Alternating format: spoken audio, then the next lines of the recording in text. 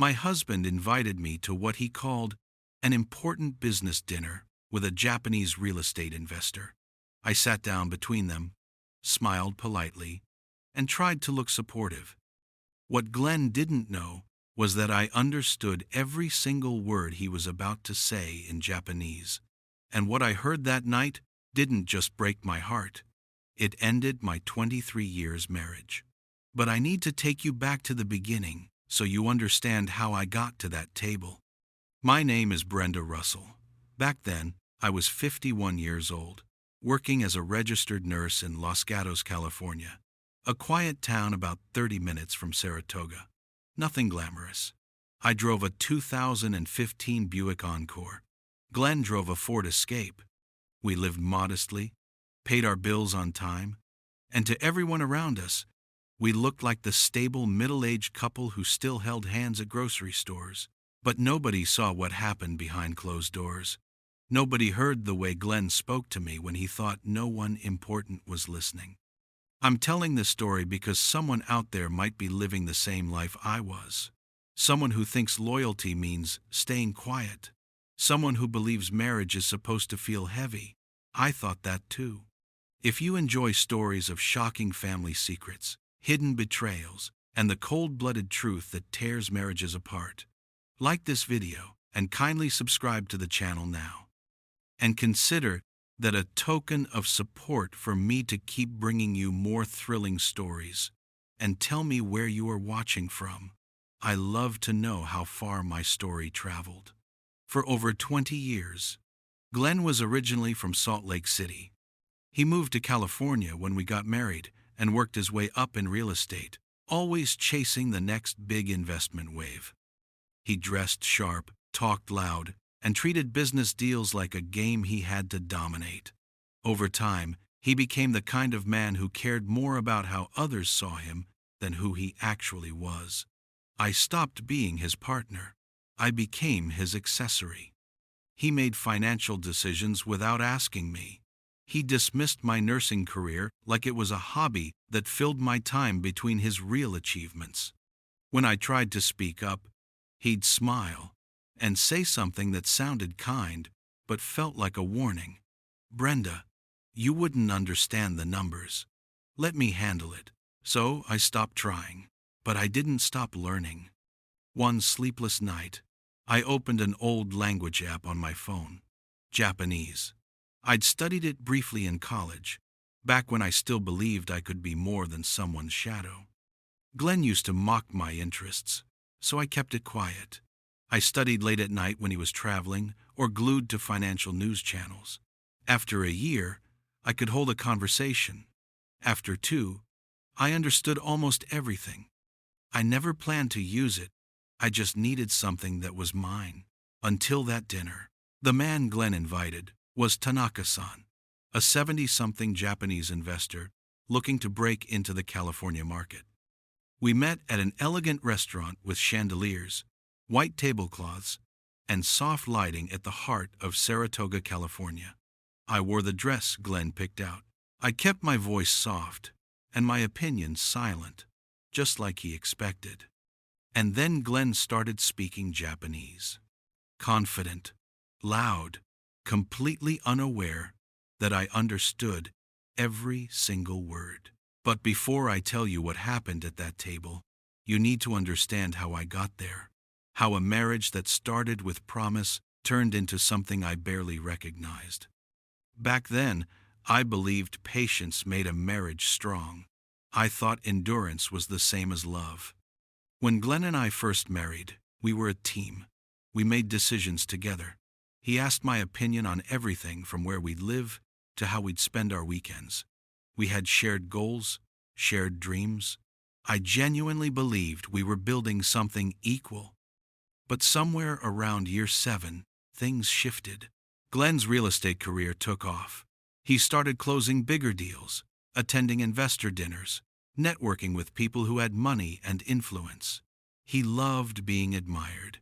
He craved it. And slowly, he began treating our marriage like another asset he needed to manage. He stopped asking what I thought about financial decisions. He'd come home and announce he'd invested in a property, opened a new account, restructured our portfolio. When I asked questions, he'd pat my hand like I was a child who wouldn't understand adult conversations. "Don't worry about it, Brenda. This is what I do." My nursing career, which had once made him proud, became something he tolerated. He'd introduce me at parties as, "My wife, she's a nurse," with the same tone someone might say, "She volunteers at the library." It wasn't respect, it was dismissal wrapped in politeness. I started noticing how he'd light up around colleagues and dim around me, how animated he became discussing business, how silent he went during our drives home. We stopped having real conversations. We had schedules, logistics, surface-level exchanges about groceries and bills. I felt myself shrinking, not physically, but in every other way that mattered. At dinner parties, I'd smile and nod while Glenn held court, telling stories that made him the hero of every narrative. Sometimes, he'd include me as a punchline. "Brenda thought we should wait on that investment. Good thing I didn't listen, right?" Everyone would laugh. I'd laugh too, because that's what supportive wives did. But inside, I was disappearing. I kept telling myself this was normal, that marriages get heavier with time, that the lightness of those early years couldn't last forever. What I didn't realize was that heaviness and loneliness are two completely different things. Heaviness is when you carry something together. Loneliness is when you carry everything alone while someone stands next to you. I was lonely in a room full of people, lonely in my own bed, lonely at my own dinner table. Glenn didn't seem to notice. Or maybe he did and simply didn't care. He had his career, his reputation, his circle of admirers. I had learned to be quiet, to take up less space, to need less attention. I had learned to be convenient. And for 20 years, I convinced myself that was enough. Until I couldn't anymore. The night I rediscovered Japanese, I couldn't sleep again. Glenn was in San Jose for a 3-day conference. The house felt enormous and suffocating at the same time. I scrolled through my phone aimlessly, looking for something, anything, to fill the silence that had become my constant companion. That's when I found it. An old language learning app I'd downloaded years ago and forgotten about. Japanese. I'd taken a semester of it in college, back when I still believed the world had room for my interests, my voice, my dreams. I clicked it open, expecting nothing, just a distraction. But the moment I heard those first phrases, something woke up inside me. Something I'd buried so deep I forgot it existed. I started with basics, numbers, greetings, simple phrases. It felt clumsy at first, like trying to remember how to ride a bike after decades. But it also felt like mine, completely, entirely mine. Glenn had this way of dismissing anything that didn't serve him directly. When I mentioned wanting to take a pottery class once, he laughed. "What are you going to do with pottery, Brenda? Open a little shop?" When I brought up a book club, he sighed. "If you have that much free time, maybe pick up extra shifts." So I learned early on to keep my interests invisible. Japanese became my secret refuge. I studied late at night after Glenn fell asleep, the glow of my phone hidden under blankets like a teenager sneaking contraband. I practiced during my lunch breaks at the hospital, earbuds in, repeating phrases while eating lukewarm salads in my car. I downloaded podcasts, watched YouTube lessons, joined online forums where nobody knew me as Glenn's wife. I was just Brenda, learning something because it made me feel alive again.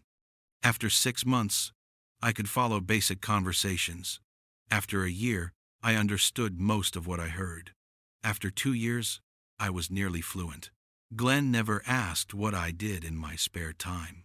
He never noticed the app on my phone or the earbuds I wore while cooking dinner.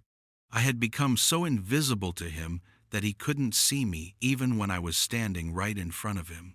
And that invisibility became my greatest advantage. I never planned to use Japanese for anything specific. I didn't have grand schemes or revenge fantasies. I just needed something that was entirely my own. A space in my life where I wasn't Glenn's wife, Glenn's accessory, Glenn's convenient background character. I needed to remember that I was still Brenda, that I still had a mind worth developing, interests worth pursuing, a self worth protecting. Japanese gave me that. For 2 years, it was my quiet rebellion, my private victory. I never imagined it would become the thing that saved me. Until one night, everything changed. Glenn came home on a Tuesday evening, unusually energetic. He'd been in San Francisco all day, meeting with potential investors, and he had that look on his face, the one he got when he was about to close something big. "We have a major business dinner Friday night," he announced, loosening his tie. "Huge opportunity. This could change everything." I looked up from the medical charts I'd brought home. "Who's the meeting with?" "Tanaka. He's a Japanese investor. Big name in Tokyo real estate. He wants to break into the California market, and I'm his entry point." Glenn poured himself bourbon, already celebrating a deal that hadn't happened yet. "This is the kind of connection that sets you up for life, Brenda." "That sounds important," I said carefully. "It is. Which is why I need you there." I set down my pen. Glenn rarely wanted me at business dinners. "You need me there?" Tanaka's old school, traditional. He likes seeing stable family men, not solo operators. "You just need to smile. Be supportive. Let us talk business. Can you do that?" There it was. Not, "I'd love your company," or "I want you there." Just, "Can you do that?" Like I was staff he was briefing before an event. "Of course," I said. "Good. Wear that navy dress, the conservative one. And Brenda?" He looked at me seriously. "This is a huge deal. Just be pleasant and let me handle the conversation. Don't try to jump in with questions or opinions. Tanaka won't expect that from you anyway." I felt something tighten in my chest. Not anger, not yet. Just a familiar ache of being reduced, managed, positioned like furniture in Glenn's carefully constructed image. "I understand," I said. The rest of the week, Glenn was consumed with preparation. He rehearsed talking points, researched Japanese business customs, even practiced a few Japanese phrases he'd picked up from language apps. He was so focused on impressing Tanaka that he barely noticed I existed, which was normal. Friday came. I showered, applied minimal makeup, and put on the dress Glenn selected. Navy blue, knee-length, modest. The kind of outfit designed to make me disappear into the background while he shined. I looked at myself in the mirror. 51 years old, 2 decades of marriage, a successful nursing career Glenn treated like a hobby, a life I'd convinced myself was good enough. I practiced my smile, the one I'd perfected over 20 years, warm but not too bright, engaged but not intrusive, supportive but silent. I didn't know I was walking straight into the truth. I didn't know that the language Glenn dismissed as a waste of time would become the weapon that dismantled everything he'd built on lies. I just knew that something felt wrong, that this dinner mattered in ways I couldn't name yet. We drove to the restaurant in silence. Glenn checked his reflection at red lights. I checked my heartbeat and wondered why it felt like a warning. The restaurant was exactly as elegant as Glenn needed it to be. Crystal chandeliers cast warm light over white tablecloths. Soft classical music played just loud enough to create ambiance, but quiet enough for business. Tanaka-san was already seated when we arrived. 70-something, silver-haired, impeccably dressed in a charcoal suit. He stood and bowed slightly. Glenn returned the gesture with practiced precision. "Tanaka-san, this is my wife, Brenda," Glenn said in English, his hand briefly touching my lower back like I was a prop he was presenting.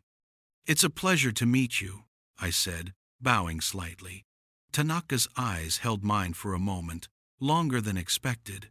Kind eyes, observant eyes. We sat. I took the seat between them, exactly where Glenn positioned me. The waiter brought water and menus. Glenn ordered wine without asking what I wanted, and then he switched to Japanese. The transition was smooth, confident. Glenn launched into his pitch about California real estate opportunities, investment timelines, projected returns. His Japanese was competent, maybe even impressive, to someone who didn't speak it fluently. I kept my face neutral, attentive but blank, the good wife listening to business she couldn't possibly understand. Then Glenn's tone shifted, more casual, almost conspiratorial. "My wife is very pleasant," he said in Japanese, "but not particularly sharp when it comes to finances or business. She's a nurse, good for following instructions, not for making decisions." I felt my chest tighten. My hand moved instinctively to my heart, pressing against the fabric of my dress as if I could hold the pieces of myself together. Tanaka's expression didn't change. He simply nodded, letting Glenn continue. "She's perfect for appearances, especially with traditional investors like yourself who appreciate family stability. But between us, I handle everything important. She doesn't need to understand the complexities." The words landed like physical blows, each one precise, each one designed to diminish me. Glenn laughed, actually laughed. "Nurses just follow orders, you know? They're not trained to see the bigger picture. It's better this way, less complicated." I couldn't breathe properly. The room felt too warm, too bright, too loud and too quiet at the same time. But then Glenn's tone dropped lower, more serious. "I've been restructuring some assets," he said carefully in Japanese, "moving certain properties into personal accounts, separate from joint holdings. It's important to protect your investments, especially if circumstances become complicated."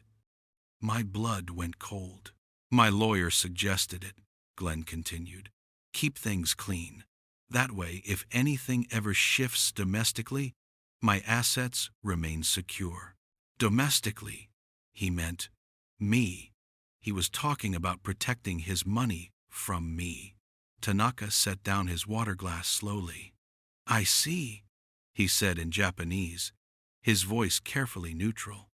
Glenn smiled, completely oblivious to what he'd just revealed. "It's just smart business. You understand." I sat frozen in my chair, my hand still pressed against my heart, feeling it hammer against my ribs like it was trying to escape. Everything I thought I knew was a lie. And if you're enjoying this story, hit that like button and let me know in the comments what you would have done in Brenda's situation. Tanaka looked at me then, not a glance, a deliberate, sustained look that made my breath catch. His eyes held something I hadn't seen in years. Recognition, concern, maybe even respect. He knew, somehow, he knew I understood every word Glenn had just said. Glenn was still talking, animated now, describing property portfolios and market projections in Japanese. But Tanaka's attention had shifted, subtly, almost imperceptibly, but I felt it. "Mr. Russell?" Tanaka said suddenly, switching to English mid-conversation. "Perhaps we should discuss the specifics of the downtown properties in English. I want to ensure complete clarity on the terms." Glenn blinked, momentarily thrown off his rhythm. "Of course, but I thought you'd prefer—" "English is fine," Tanaka said gently but firmly. "I find it useful for business details." Glenn tried twice more to steer the conversation back to Japanese. Each time, Tanaka redirected to English with the same calm, unshakable courtesy. Not rude, not aggressive. Just quietly, firmly closing the door Glenn had opened to speak freely about me in a language he thought I couldn't understand. I watched this happen in real time.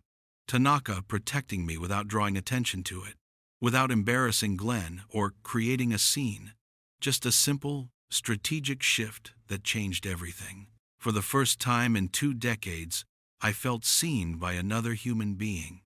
Not as Glenn's wife, not as the pleasant nurse who smiled and stayed quiet, but as a person who mattered, who deserved protection, who deserved respect. Glenn rambled through his pitch in English, clearly frustrated but too invested in the deal to push back. He kept glancing at me occasionally, as if checking that I was still performing my role correctly, smiling, nodding, existing just enough to be useful but not enough to be intrusive. I played the part perfectly, but inside, something had fundamentally changed. Tanaka asked thoughtful questions. He listened carefully to Glenn's answers, occasionally glancing at me as if inviting my input, even though Glenn never allowed space for it. At one point, Tanaka addressed me directly. "Mrs. Russell, your husband mentioned you work in nursing. That must be demanding work." "It is," I said carefully, feeling Glenn's warning energy beside me. "But it's rewarding." "I have great respect for healthcare professionals," Tanaka said, his voice carrying weight. "Glenn never gave my career. My late wife was a nurse. She always said it required more intelligence and strength than most people understood." The words hung in the air. Glenn smiled tightly, clearly uncomfortable with the attention shifting to me. But I heard what Tanaka was really saying. "I see you. I respect you. You matter." The dinner ended with handshakes and promises to connect the following week. Glenn was pleased with himself, convinced he'd made the right impression. He had no idea what had actually happened at that table. We drove home in silence. Glenn checked his phone, already moving on to the next deal. I stared out the window and made a decision I should have made years ago. I would not stay silent anymore. The next morning, Glenn left for a property viewing in San Jose. The moment his car pulled out of the driveway, I started looking. I'd spent 20 years being the perfect, unobtrusive wife, which meant I knew where he kept everything. His home office was rarely locked. He didn't think I cared enough to look or understood enough to find anything meaningful. That dismissiveness became my advantage. I started with his filing cabinet, tax returns, investment portfolios, statements for accounts I didn't recognize, properties listed under LLCs I'd never heard of. Everything organized with the precision of a man who believed his secrets were safe. I photographed everything, every page, every document, every statement showing money moving in directions I couldn't track because I'd never been included in the financial conversations. I found emails he'd printed and filed away, correspondence with his lawyer about asset protection strategies, messages about restructuring holdings to minimize exposure in potential domestic disputes. Domestic disputes. He meant divorce. He'd been preparing for divorce while I'd been trying to save our marriage. I found property deeds, 3 rental houses I didn't know existed, an investment account worth over $200,000 that had never appeared on any joint statements. Bank accounts opened 2 years ago that listed only his name. My hands shook as I photographed each one, not from fear, from rage I'd suppressed for so long it felt like a stranger moving through my body. I uploaded everything to a private cloud drive Glenn didn't know I had. Then I texted someone I'd known for years but rarely contacted. Rebecca Martinez, a lawyer who'd worked on a medical malpractice case at my hospital. We'd stayed friendly, exchanging holiday cards and occasional coffee meetups. "Need to talk when you have time. Private matter." She responded within an hour. "Coffee Tuesday morning? Perfect." Glenn came home that evening energized. The San Jose property was exactly what he wanted. He talked through dinner about appreciation rates and equity positions, barely noticing I wasn't responding with my usual supportive murmurs. I watched him across the table. This man I'd spent 2 decades beside, who I'd trusted, who I'd shrunk myself for, who'd been systematically erasing me from our financial life while I worked night shifts and paid for groceries and believed we were partners. "You seem distracted," he said, finally noticing my silence. "Just tired," I said. "Long shift yesterday. You should consider cutting back your hours. We don't need the money." We. As if the money was shared, as if I had any claim to what he'd hidden. "I'll think about it," I said. He smiled, satisfied, went back to his phone. Our marriage had become a performance. The difference was now I knew I was performing, and I knew exactly when the curtain would fall. I cleared the dishes, loaded the dishwasher, kissed his cheek goodnight like I'd done for 20 years, and went upstairs to continue building the case that would dismantle everything he thought he'd protected from me. Make sure you're subscribed to this channel if you have not, because the ending of this story will blow your mind. And drop a comment below telling me what you think Brenda should do next. The divorce took 11 months. 11 months of depositions, mediation sessions, financial disclosures, and Glenn's slowly dawning horror that I knew everything. Every account, every property, every dollar he thought he'd hidden. His lawyer kept asking how I'd discovered assets even his forensic accountant had trouble tracking. Glenn looked at me across conference tables with confusion that eventually turned to something else. Not quite respect, but recognition. The same recognition Tanaka had shown me that night. I was not who he thought I was. The court didn't appreciate Glenn's asset protection strategies. Neither did the judge who reviewed evidence of accounts opened without my knowledge. Properties purchased with marital funds, but titled solely in his name, and emails explicitly discussing how to minimize my claim to assets I'd helped build. I walked away with more than half of everything. The house, significant portions of the investment accounts, monthly support that reflected what I should have always had access to. But the money wasn't what saved me. What saved me was that moment at the restaurant. That frozen moment when I heard Glenn reduce me to nothing while planning to erase me from his financial life. That moment when I realized I'd been complicit in my own disappearance. The divorce finalized on a Tuesday. Glenn signed the papers with a tight jaw and wouldn't make eye contact. His lawyer looked exhausted. Mine looked satisfied. I drove home alone in my Buick, the same car I'd owned through everything, and felt something I hadn't felt in decades. Freedom. 2 months later, Tanaka reached out through a mutual business connection. Not for real estate, just to check how I was doing. We met for coffee. He'd known from the moment Glenn started speaking Japanese at that dinner that I understood. He'd seen it in my eyes, the way my shoulders tensed, the way my hand moved to my heart. "I have daughters," he told me.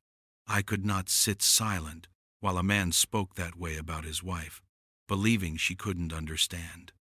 Through Tanaka, I met people in healthcare administration who eventually supported my advancement to lead nurse. Glenn had always said I lacked the intelligence for leadership positions. Turned out I just lacked his permission to try. I'm 63 now. I still live in California, still drive my Buick, still study Japanese sometimes just because it makes me happy. Every time I hear the language, I remember that dinner, the worst and best night of my marriage. The night everything broke and everything began. If you're listening to this and you feel invisible in your own life, please hear me. You deserve more than convenience, more than performance, more than making yourself smaller so someone else can feel bigger. Your voice matters. Your intelligence matters. Your life matters. I learned that in a language my husband never bothered to ask about. And that was his biggest mistake. If you enjoyed this story, like this video, and leave a comment telling me what you thought. And if you're not already subscribed to the channel, please subscribe and hit the notification bell